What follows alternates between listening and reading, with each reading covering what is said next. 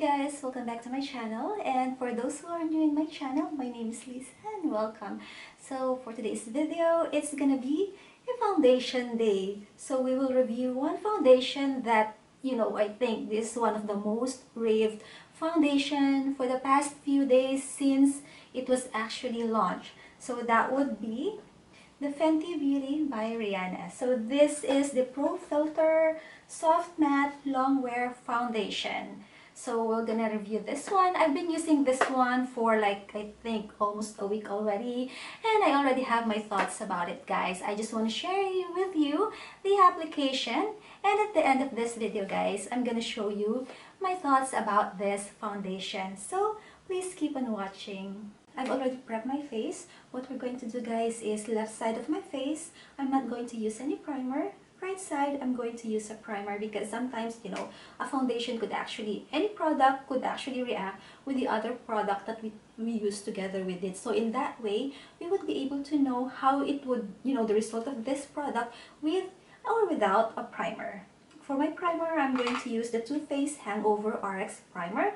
I really love this primer, especially if I'm using a mattifying foundation, because this part of my face is actually dry. So at this one it hydrates my face.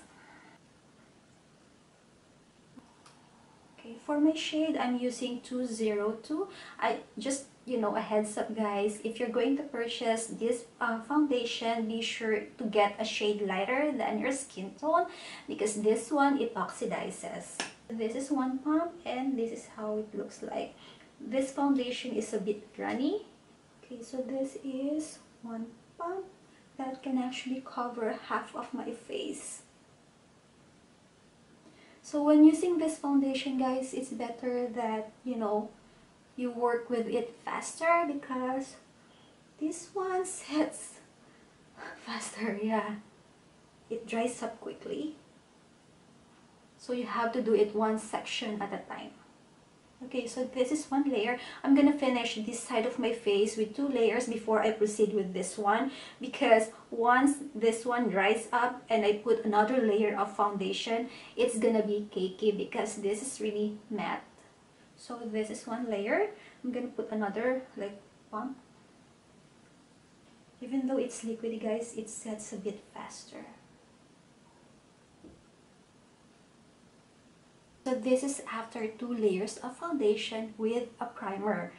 I observe, guys, that it tends to settle on the dry part of my face. This part of my face is not really excessively dry, but yeah, it tends to settle here after I actually put the second layer. But let's see after like few minutes, once it actually mixes with my skin oil, let's see how the foundation would actually react. Then I'll go now to the other side without a primer.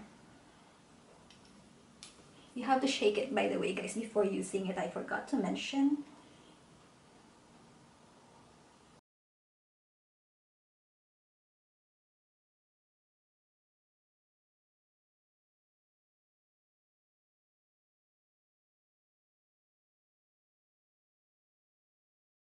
Normally, guys, if I do my, full foundation routine, I actually do a spot conceal first before I apply my foundation, because I have dark spots here. But for this one, guys, I actually skip that one, so that we can actually check the coverage of this foundation. If you want to know how I actually cover those blemishes or dark spots, guys, I'm gonna put the link above. You can check that one. So this is like the second layer.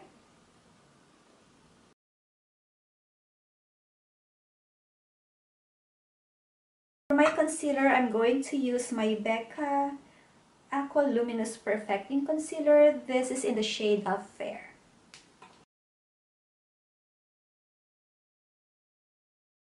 And we're going to use the Damp Miracle Sponge.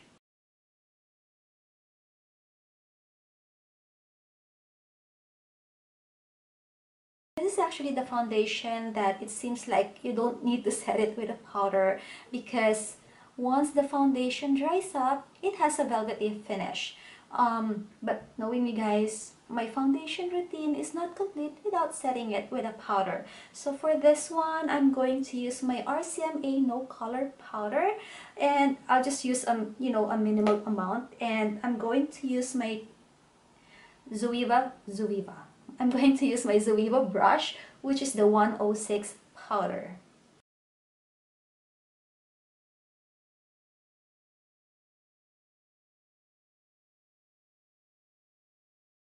So this is it, guys. I've finished the foundation, concealer, and setting powder.